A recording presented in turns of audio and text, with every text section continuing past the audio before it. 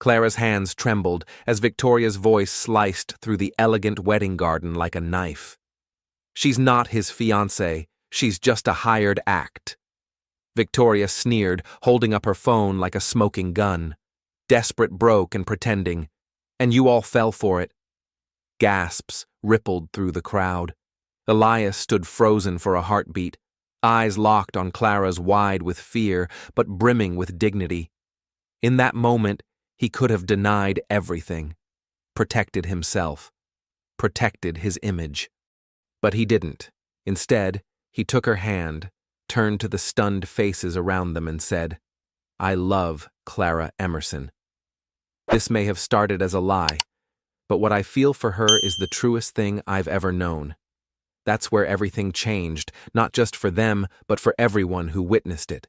Because this isn't a story about perfection. It's a story about two broken worlds colliding, about masks, falling hearts, opening, and love blooming in the most unexpected soil.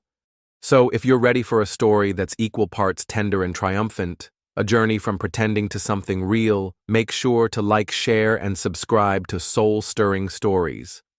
Now let's begin. In the penthouse overlooking the glistening lights of downtown Seattle, the silence wasn't peaceful, it was judging him. It echoed like an old voice.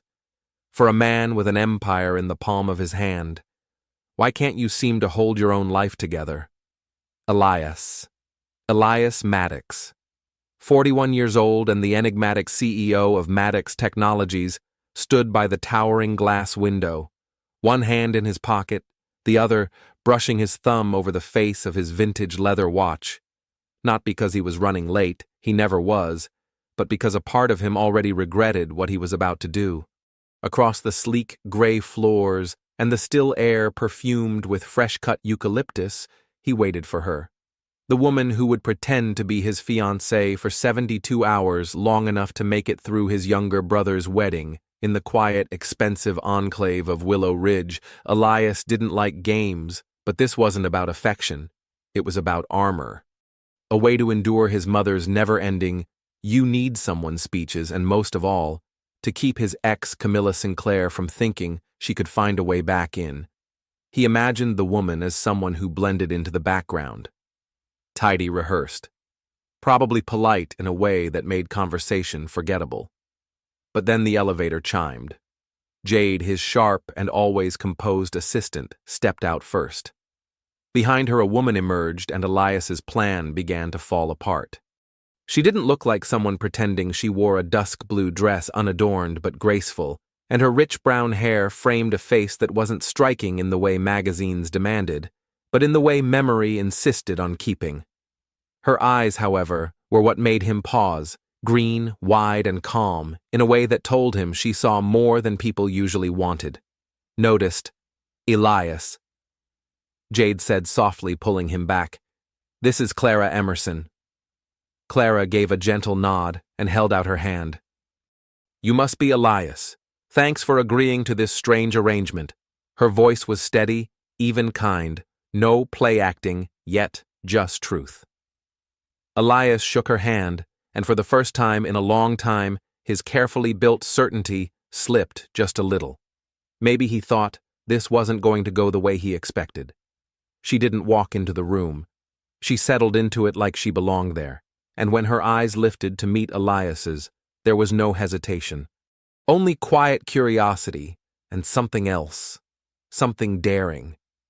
She didn't have the manufactured charm of the women Elias was used to meeting in conference halls or champagne-drenched fundraisers.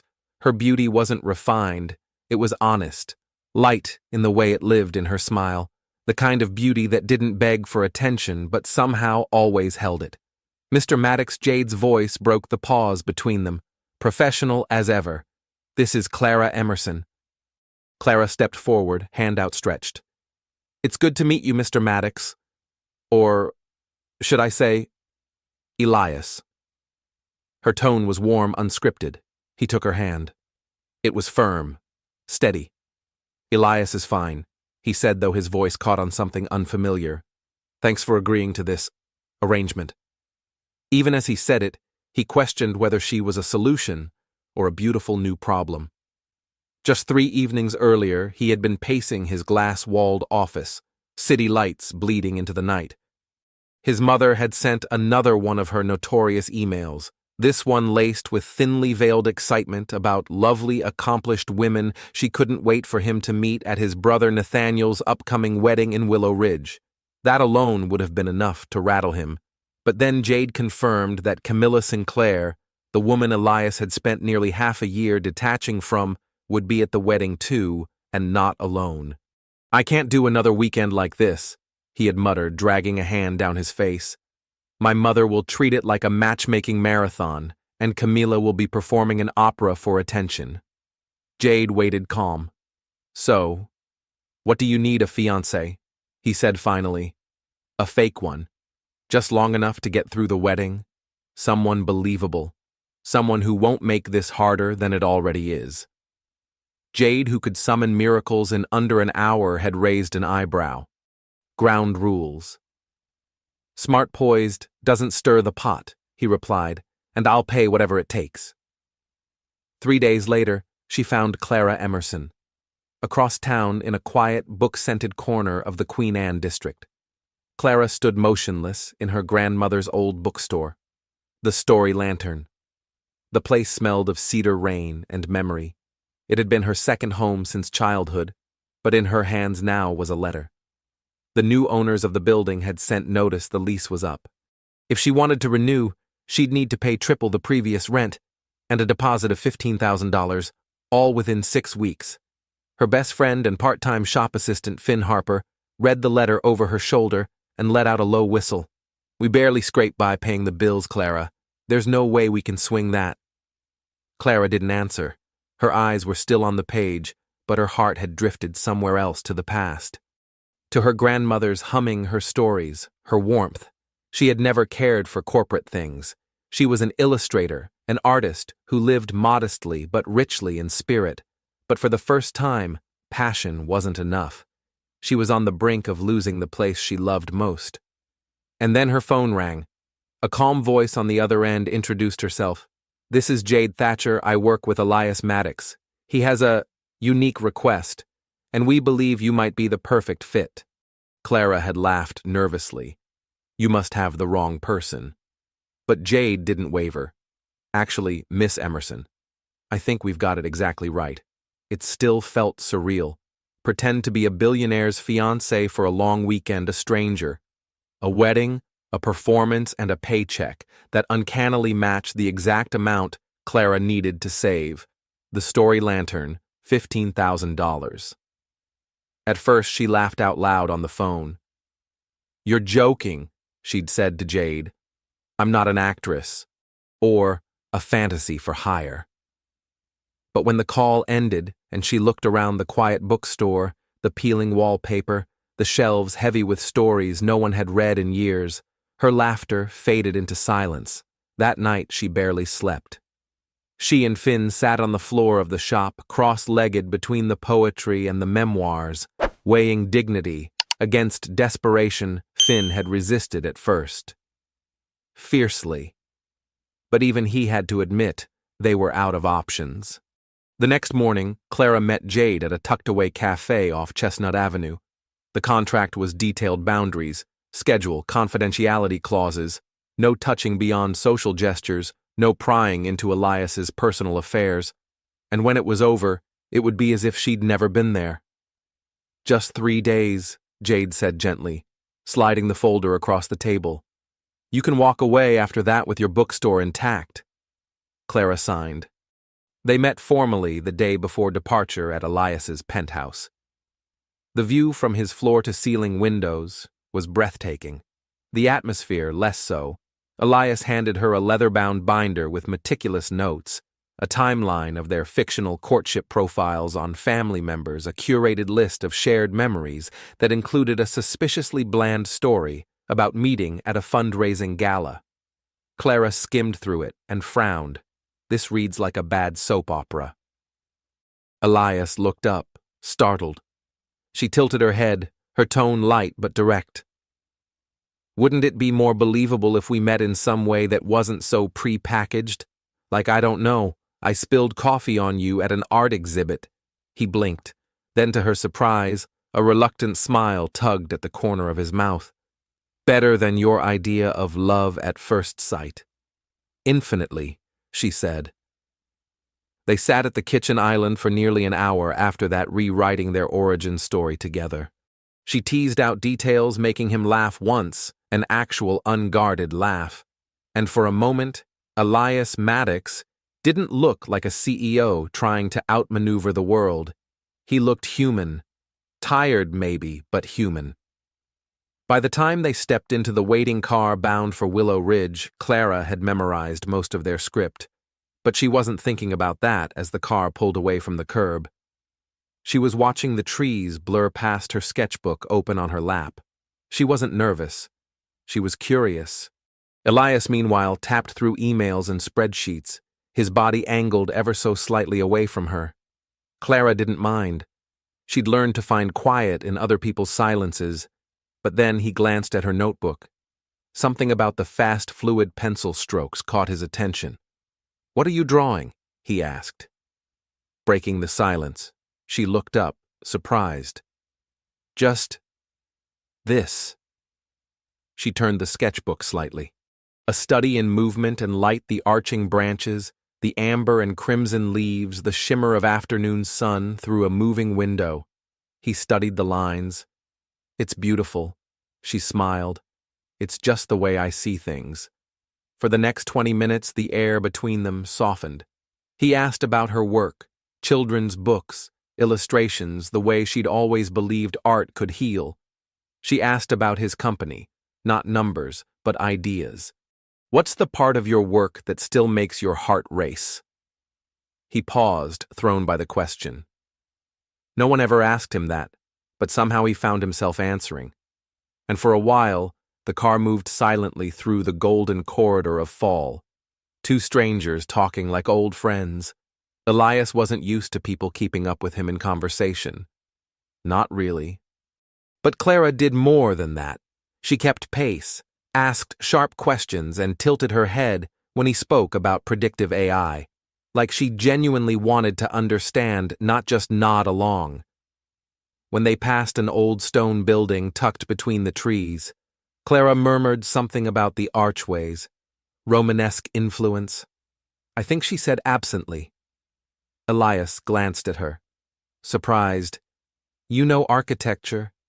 She smiled, without looking up from her sketch pad. "I like structures. I like the way they hold stories." He found himself smiling too, though he didn't know why. The moment the car rolled up to the gates of the Lakewood estate, Clara's breath caught in her throat.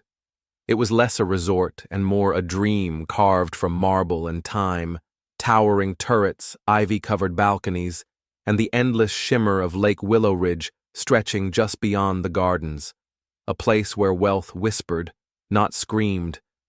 Inside the grand lobby, the Maddox family had already begun to gather, an elegant whirlwind of tailored suits, designer laughter, and champagne flutes. Julian, Elias's younger brother, warm-hearted and always a bit rumpled, despite his best efforts, strode over and enveloped him in a hug. Finally, he said, "We thought you'd bailed."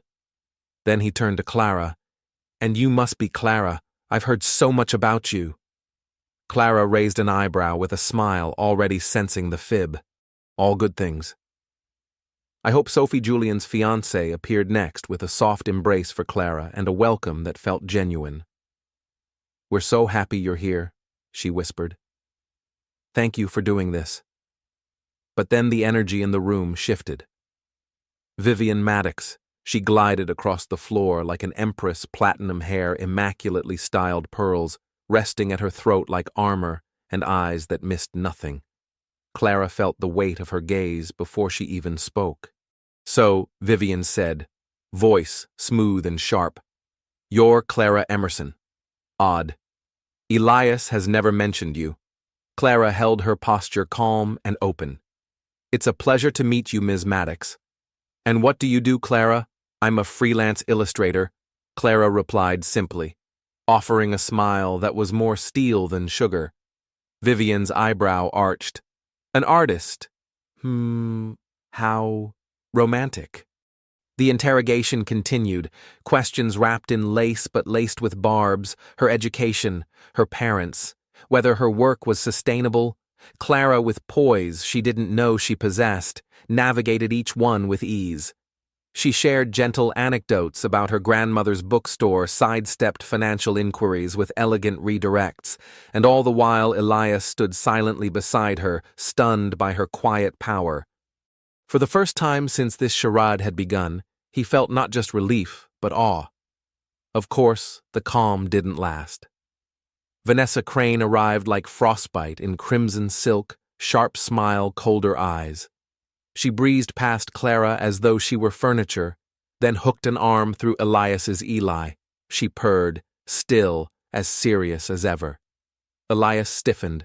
Vanessa turned, feigning surprise. "Oh, you must be Clara." "Funny. Elias never mentioned you." Clara returned her smile with perfect warmth. "He's always been a little private, hasn't he, I suppose? That's what I love most." The air between them crackled. The weekend unfolded in a blur of rehearsals, champagne toasts, lakeside strolls, and candlelit dinners. Elias and Clara moved like dancers in a play, only they knew the lines to hands, intertwined gazes lingering just long enough. At first, it was mechanical posed, but somewhere between the scripted smiles and the accidental brushes of fingertips, something softened. During a quiet walk along the lake, Clara whispered, "This pretending it's easier than I expected." Elias looked at her, his voice low. "That's the problem, isn't it?" Neither of them said more, but the silence said plenty. By the time the rehearsal dinner rolled around, something had shifted. The roles they were playing no longer felt like lines in a script. They were starting to move in sync, almost intuitively. Julian and Sophie pulled them onto the dance floor beneath a canopy of twinkling lights. A gentle waltz played from a string quartet tucked beneath a white-draped pergola. Elias, who typically avoided dancing unless duty demanded it, offered his hand with a quiet sigh. Clara placed her palm in his, without hesitation. And then, they danced.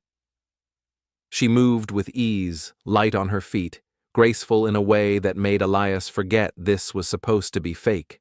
"You dance beautifully," he murmured, more surprised at his own words than at her skill. Clara smiled genuinely, without effort. "My grandmother taught me. She said dancing was just another form of storytelling." For a few minutes, their conversation drifted into the personal, no tactics, no code words, no pretending. She spoke of the novel she was reading. He shared a glimpse of a project he'd quietly been pouring his hopes into. And when he cast a tense glance toward the table where his mother sat stiffly beside Vanessa Crane, Clara touched his arm gently, wordlessly grounding him. Something in Elias cracked open a little more. Later, at a garden cocktail party, Vivian approached with the air of a queen delivering judgment. In her hand, a crystal glass of white burgundy. "Clara, dear," she said sweetly, "do tell me what you think of this Chardonnay." Clara took a sip, then tilted her head, thinking. "I'm not much of a wine expert, I'll admit," she said with calm honesty, "but the label caught my eye. It reminds me of Art Nouveau, fluid lines, nature-inspired motifs. It's lovely." Vivienne's lips tightened in surprise, clearly expecting a stumble. But Clara had disarmed her with authenticity. Elias, standing just behind, didn't speak, but the faint, upward twitch of his mouth said everything. But not everyone was so easily charmed. Vanessa Crane, sharp as ever, chose that same evening to strike. With an accidental flick of her wrist, a full glass of red wine spilled down the front of Clara's cream dress. Gasps rippled around them, before Clara could even process what had happened. Elias was there. He stepped in front of her, shielding her body from further attention, and silently handed her his silk pocket square. Then he turned to Vanessa, his voice ice. "Careful," he said. That looked a lot like intention. Clara's heart thudded unexpectedly. She wasn't used to being defended. Neither, it seemed, was Elias used to feeling this kind of something. The following afternoon, a lakeside barbecue buzzed with laughter, and the scent of smoked rosemary. Clara found herself cornered by one of Julian's old college friends, charming in the way of someone who knew it too well. He was leaning in too close, complimenting her a little too often.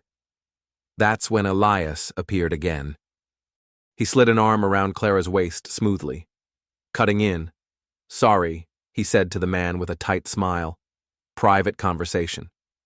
Then he led Clara away, his touch lingering longer than necessary. She glanced up at him, puzzled. That was unexpected. He didn't answer. Not with words. Later that evening, Clara walked past the staff break room and paused when she heard Vanessa's voice. "Relax," Vanessa was saying into her phone. "I've found the chink in their little fairy tale. A crumbling bookstore in Wicker Park. I've got bank transfers. Sterling's been paying her 1 word to Vivian, and that artist will be out before dessert." Clara froze. Her throat tightened. Her hands trembled. She backed away, her mind spinning. Vanessa knew she had evidence, and the whole act, everything they'd built together, real or not, was hanging by a thread. She wanted to run to Elias to warn him, but fear and something deeper pride held her in place. Because if she told him now, wouldn't that just confirm the worst of what he feared, that she was just a hired act, a liability? So she said nothing, and hoped it wouldn't cost them everything. The morning of the wedding arrived wrapped in a golden hush. Soft sunlight spilled across the lake like a silk ribbon, and a gentle breeze danced through the trees that lined the path to the ceremony. It was a day painted with joy. Julian and Sophie stood beneath a flower-draped arch, their hands entwined, their vows carried across the still waters of Lake Michigan, laughter, applause. The kind of happiness that seems to shimmer in the air itself. And through it all, Clara stood beside Elias, hand in hand, playing the role they had rehearsed, his fiancée, devoted and calm. But beneath her practiced smile, her stomach churned. Vanessa, Crane's threat echoed in her mind. That evening, the reception bloomed like a midsummer dream. Lanterns floated above the garden. Music floated through the air like memory. Elias was drawn into conversation with a group of investors, while Clara slipped away toward the refreshment table, seeking a moment to herself. She had just turned from the bar, lemonade in hand, when a familiar perfume reached her before the voice did. "We should talk, Miss Emerson." Or should I say, performer Vanessa stood just inches away, all gloss and venom. Her voice was low, but every syllable sliced like a blade. "I don't know what you're implying," Clara said quietly, keeping her composure. "Oh, spare me the act," Vanessa said, a smirk curving her lips. "I know everything. The emails, the payment, the bookstore on the verge of collapse. Honestly, you couldn't write a sadder little script." From her phone, she produced a screenshot, an email thread Clara had never seen but recognized instantly. Jade's name. Her own terms, fees. The truth twisted and brandished like a weapon. Vanessa leaned in. "Leave now, before I show this to Vivian and everyone else." Clara's heart dropped. She was still reeling, her fingers clenched around her glass when Elias appeared behind her. He had seen Vanessa approach. Something in her body, language had unsettled him. And now, seeing Clara, pale eyes wide with something between dread and defiance, he knew he had arrived just in time. "What's happening here?" Elias asked, his voice firm. Vanessa turned triumphant. "You might want to ask your dear fiancée," she said, holding up her phone like a badge of honor. "She's been lying to you. She's not who you think she is. She's an actress, paid to play you, a gold digger. I have proof." The music faltered. Conversation slowed, and like a cold wave, attention swept toward them.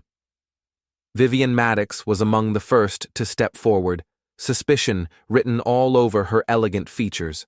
All eyes turned toward Clara. Clara didn't speak. She couldn't. The air felt too thick. Her breath caught. This was it. The moment everything collapsed. Elias had 2 choices. He could take the easy way out. Deny her play the victim. Say he'd been duped. save his reputation, reassure his mother, retreat. But he didn't. He looked at Clara. And he remembered her laugh while they danced, her quiet strength when he was overwhelmed, her wild sketches in the car, her stubborn dignity. None of it had been pretend. No. Elias said, his voice cutting through the tension like a steady flame. She didn't lie to me, I hired her. That part's true, gasps. But what's also true, he continued, turning to Clara, is that somewhere between pretending and protecting myself, I stopped acting and started feeling. Clara's eyes shimmered, not with shame, but with something else entirely. He turned to the stunned crowd. So yes, this started as an arrangement, but what it became was real, and if any of you think less of her for the way she fought to save something she loved, then that says more about you than it does about her. Silence followed, but it wasn't the silence of scandal. It was awe. And when Elias reached for Clara's hand, she didn't hesitate. She took it, and for the first time all day she smiled without pretending. For a man who built his world on logic and control, Elias Maddox had never been more certain of something that defied both. He looked around at the sea of stunned faces, his heart pounding, not with panic, but with resolve. Taking a breath that felt like shedding a second skin, he turned toward Vanessa. You're wrong. His voice was clear, unwavering. Clara Emerson isn't deceiving anyone. Gasps rustled through the crowd. Vivienne, his mother, froze mid-step. The garden moments ago, filled with music and laughter, had become a gallery of silence. Yes, Elias continued. The way our relationship began wasn't conventional, and there were reasons we kept things private. He let the truth breathe for a moment. Then his eyes found Clara's. But what happened between us became real. Far more real than I ever imagined. I never planned for it. But I fell in love with her. He stepped forward and reached for Clara's hand. Her fingers were trembling, but she didn't pull away. When he held her hand in his, it was like everything else in the world melted into the background. I love Clara Emerson, he said, his voice thick with emotion. And I feel unbelievably lucky that she came into my life even under the strangest circumstances. He turned to Vanessa this time, not with disdain, but with finality. And if Clara needs help, whether it's for her grandmother's bookstore or anything else, I'll stand by her. Not because I'm obligated, but because I care about her happiness more than I've ever cared about my own. For a long moment, no one moved. Vanessa's face drained of color. She tried to speak, but no words came. Then lips, tight eyes burning, she spun on her heels and walked away from the party. Her departure sharp against the quiet murmurs that had begun to ripple across the garden. Across the crowd, someone exhaled softly. Clara looked up at Elias, her eyes filled with tears, not of shame, but of something gentler. Disbelief, gratitude, a delicate dawning joy. For a moment neither said a word because something had shifted. This was no longer just a performance, it was the start of something real. Vivienne Maddox was the first to speak. She pulled Elias aside, her face unreadable. You're in love with her? She asked, voice low and sharp. You hired her to be your fiancé, didn't you? What exactly is going on here?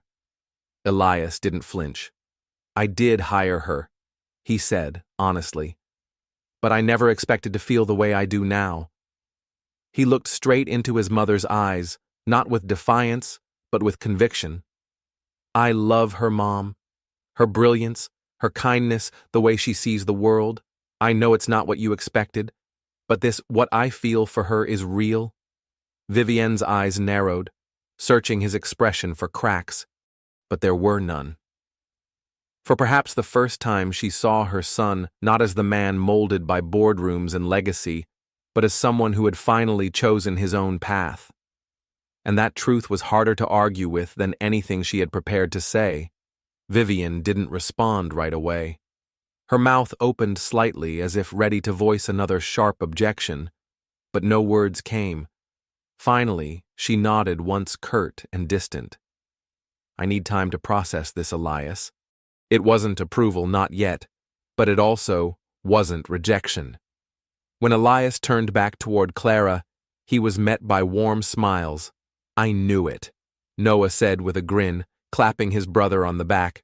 I told Chloe it wasn't just an act. Chloe beamed at Clara and pulled her into a genuine embrace. Welcome to the family, Clara. However it started, what you two have now, it's real. Anyone can see that. Their kindness, unfiltered and without judgment, washed over Clara like sunlight after a storm. Her lungs filled with air she hadn't realized she'd been holding.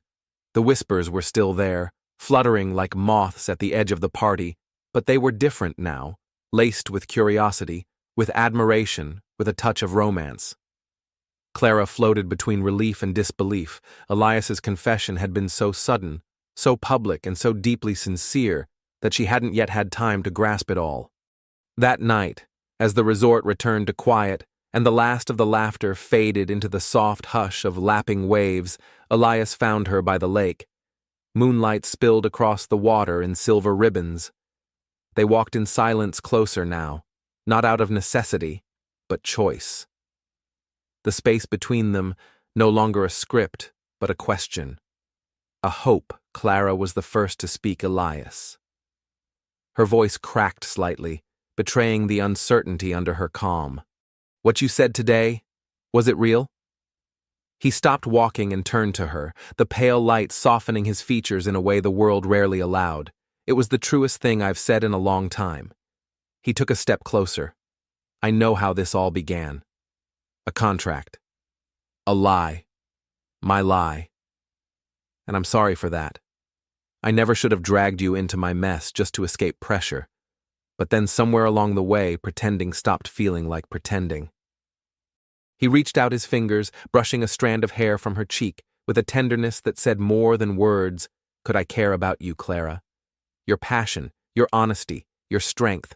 I care about the way you make my house feel less empty. And I think I'm falling for you. The confession was clumsy, a little unsteady. The voice of a man who had never said those words without a plan behind them. But this time, there was no strategy. Just heart. Clara felt something inside her shift. Her heartbeat quickened. I feel it too, she whispered. It's not just the way you protect me. It's the way you listen. The way you look at me like I matter.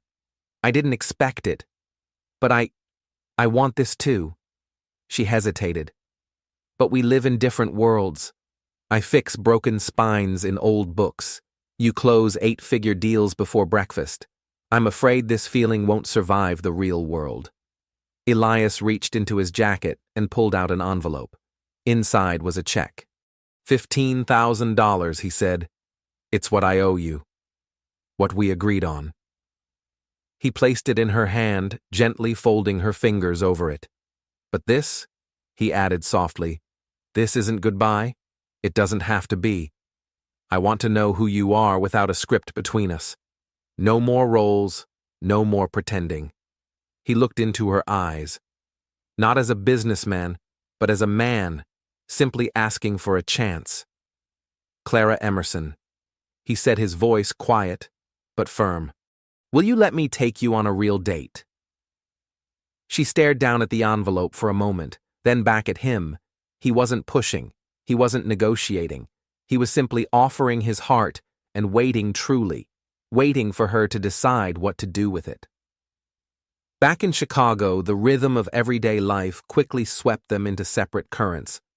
The space between Elias Rowan's penthouse, perched high above the city with floor-to-ceiling windows and silent marble floors, and Clara Emerson's little apartment above the Story Nook in Bohemian Wicker Street, had never felt wider. Clara wasted no time. The check Elias had given her became a lifeline. The new lease was secured. Permits filed and the first layers of fresh paint coated the time-worn walls of the bookstore. She threw herself into work with a fierce focus, fulfilling commissions, reorganizing books, repainting shelves by hand. Her body was busy, but her mind, her heart lingered on that lake that moment. His voice. Did he really mean it? Was Elias's confession something genuine, or just the emotional byproduct of a high-drama day and a crowd full of gasping guests? Elias returned to Sterling Tower and the demanding life of Sterling Innovations meetings, mergers, market strategies. Everything resumed like clockwork. But the office, once a sanctuary of order, now felt hollow. The view of the city's lights, once so thrilling now, reminded him of the way Clara had once looked at him quietly, curiously, like he wasn't a puzzle to solve, but a soul to understand. He tried calling her a few times. The conversations were polite safe. She told him about a new shipment of antique books. He told her vaguely about meetings, but she didn't open up, and he didn't press. But Elias Rowan had not built a global empire by giving up when things got complicated. So one gray Saturday, instead of attending a corporate brunch or reviewing quarterly projections, he left his world behind the valet, the suits, the control, and drove himself toward the west side of the city. Wicker Street was a different rhythm entirely. Cracked sidewalks, artists sketching in the park, the scent of roasted coffee and rain on brick. He parked a block away and walked. The Story Nook stood nestled between an old jazz vinyl shop and a cafe with crooked shutters. The little bell above the door jingled faintly. Through the window, he saw her Clara. She was standing on tiptoe wearing denim overalls smudged with paint, her hair pulled back into a haphazard knot. She was trying and failing to lift a heavy oak bookshelf into place. She looked like she belonged in that sunlight-dappled room surrounded by paperbacks and dreams. He took a breath and stepped inside. She turned at the sound, startled. "Elias." "Hey," he said gently. "I was in the neighborhood, thought you might need a hand." Clara blinked. Her guard went up instinctively. "Why are you really here?" He smiled. Not the rehearsed press conference smile, but a real one. "To see you. And maybe this bookshelf." Before she could protest, he rolled up his sleeves and knelt beside the leaning structure. "This joint's off-center. You hold it steady, I'll grab the bolt." Clara hesitated, but his hands, so used to holding pens and signing deals, were now steady on raw wood. He wasn't dressed like a CEO, he didn't carry the air of a man here to impress, he was just Elias. She laughed under her breath. "Fine, but if you drop it, that's on you." Together they wrangled the old shelf into place. There were muttered instructions, awkward angles stifled curses when it creaked, and eventually laughter. Soft, shared, unexpected. When the work was done, they sat side by side on the wooden floor, surrounded by open boxes and stacks of well-loved novels. No roles, no scripts, just two people who were for the first time allowed to speak without any performance. They sat cross-legged on the wooden floor of the Story Nook, surrounded by soft light and the faint scent of paper and cinnamon. In the stillness of the late afternoon, Elias shared what few ever heard from him, the weight of legacy, the loneliness of leading an empire, and how easy it was to feel invisible in the spotlight. Clara, in turn, spoke of her fears, how close she'd come to losing this place, this haven built by her grandmother's love and her own dreams, how she'd once believed quiet dreams had no place in a loud world. After a long pause, Elias cleared his throat, voice low but resolute. "Clara, I've been thinking. Sterling Innovations has a community initiative. We could fund weekly storytime events here for kids, help develop a proper e-commerce platform. Nothing flashy, just sustainable, real support." He looked into her eyes. "This wouldn't be charity. It would be a partnership, because I believe in what you've created here, and I believe in you." Clara blinked, surprised by the sincerity, but not overwhelmed. She saw what he was trying to do, not rescue her, but stand beside her. "Build something, I think that sounds perfect," she said softly. "Let's do it." Months passed. The story. Nook had transformed not in a glossy commercial way, but with care. The mismatched chairs were still there, but the website now hummed with online orders, and Saturday readings filled the corners with laughter and tiny footprints. Elias often came by, sometimes in business attire, sometimes in worn jeans, always bringing something: a book, a new idea, or just time. Mrs. Eleanor Rowan still called now and then, her tone softer, even curious, once asking, "How's that artist girl?" The one with the laugh Michael and Chloe visited often. Liam joked that he no longer felt like the only other man in Clara's life. Everyone, it seemed, had found their place. One golden Saturday, the late autumn sun spilled through the tall windows of the shop. Clara leaned against Elias's shoulder in the reading nook, her sketchpad open quietly. Drawing Elias beside her, flipped through a children's book, one she had illustrated. He closed it, smiling down at her. "You know," he murmured, "hiring you may have been the best decision I've ever made professionally and personally." Clara looked up, eyes bright with warmth. "Correction." She teased, "It was your best personal decision. Hands down." They shared a glance full of laughter, quiet gratitude, and a tenderness that required no performance. No roles, no contracts, just two people who had stumbled into something real.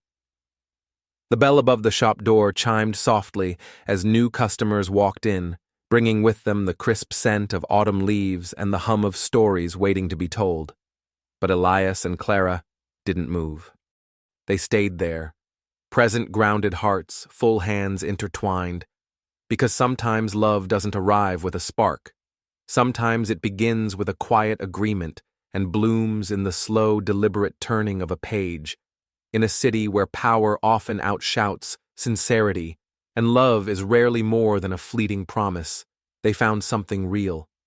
Clara, the artist, with paint-stained hands and a heart full of quiet courage. Elias, the CEO, who thought he needed a lie only to discover the truth, was what he'd been missing all along. From a contract written in desperation to a love written in trust, sacrifice, and slow, genuine understanding, theirs is not just a love story. It's a reminder that what begins as pretend can become real. That healing often walks in through the side door, disguised as a stranger, and that sometimes the best chapters are the ones we never meant to write. If this story moved you, if it reminded you that love in all its messy, honest, imperfect glory is worth holding on to, then please take a moment to like, share, and subscribe to Soul-Stirring Stories, because here we believe in second chances, and we believe that every heart, no matter how guarded, deserves to be seen and loved. Thank you for watching, and remember, the best stories don't end. They begin again, right where you least expect.